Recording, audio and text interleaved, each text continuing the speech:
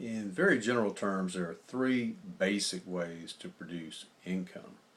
There are active income production methods, there are semi-passive income production methods, and there are passive ways of making income. Now, by far the most popular one on the internet that you see, websites and blogs and courses and all kinds of information on is talking about passive income.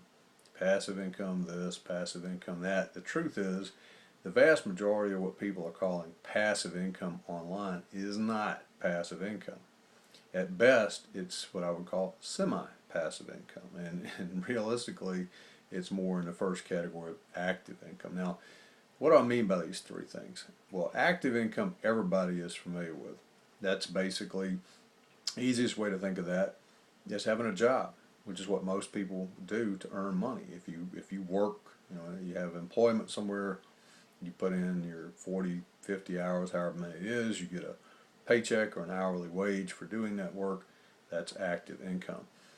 You can also produce active income if you own your own business. If you're the worker or the technician or the specialist or whatever you want to call it that's actually doing that work. And some examples of that would be, a chiropractor. A chiropractor treating patients is he or she may own their own business, but they are actively doing adjustments and treating patients personally. They're doing that technical work, and if they stop doing that, their income stops as well. So that is active income production. And the same thing with a medical doctor, a lawyer, a mechanic, heating and air conditioning people, truck driver. Anybody that does anything, whether you own your own company or whether you're doing it as an employee for somebody else, if you're having to actively do work to keep that income coming in, that's active income production. Okay, semi-passive income production are things like, for example, creating courses. Now, a lot of people like to call courses. You create courses and put them up passive income. Well, they can be to a certain extent, but not completely and totally. Not in my opinion, anyway. If you want to, continue to, make as good of money as you can with them. I've got 19 courses on Udemy. I've got a few other courses on other platforms, and you still have to go in there and check on your courses. They still have to be updated from time to time. You're going to have questions from your students. You're going to have reviews that you need to respond to. If you want to increase your sales, you're going to have to do some marketing. You might be mentioning them in videos on your YouTube channel, or mentioning your courses in your blog post. And of course that's building a blog and a website and doing those kinds of things. So that's what I would call semi-passive income. Yes, you're still going to get some money generated at night and when you're sleeping and when you're doing other things, but it's not totally hands-off. Even real estate, a lot of people say, well, property management, if you own a bunch of rental properties. Nope, that's not passive either.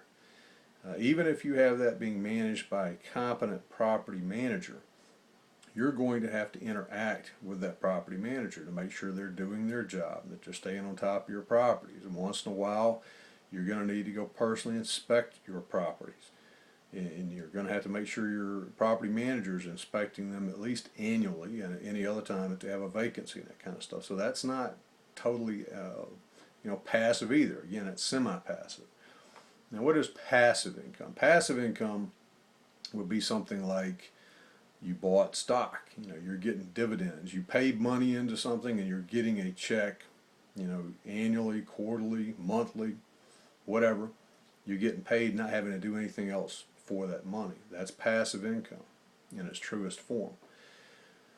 You can become an investor in a company, where you put money up and other people are running it, and you're not an active investor. You just put your money in. You're taking a risk, hoping that they do the right thing, and they cut you a check, again, quarterly, monthly, annually, whatever it is that you're getting paid, then that's passive income. To some extent, if you write a book and publish that could be either passive or semi-passive. Now, if you don't do anything to promote it and you're just getting royalties on an ongoing basis, That's cool, and you could consider that passive. But in reality, most authors are going to go out, they're going to do book signings, they're going to go to events, they're going to post things on their blog or their website, they're going to run ads, they're going to do things to promote that book if they're a self-published author. If they're published by, a traditional publishing house or traditional publisher, they're almost going to guarantee that they're going to require, in most cases, that the author's going to do interviews and that they're going to do book signings, that they're going to do things to promote that book, to get income coming in and maximize that. So there's three basic types of income. That again is active, semi-passive, and passive. At least that's the way I look at it. And in upcoming videos, we're going to talk a lot more about each one of those, as well as different tactics and different methods of producing income within each one of those three categories. Thanks for watching. See you again soon in the next video.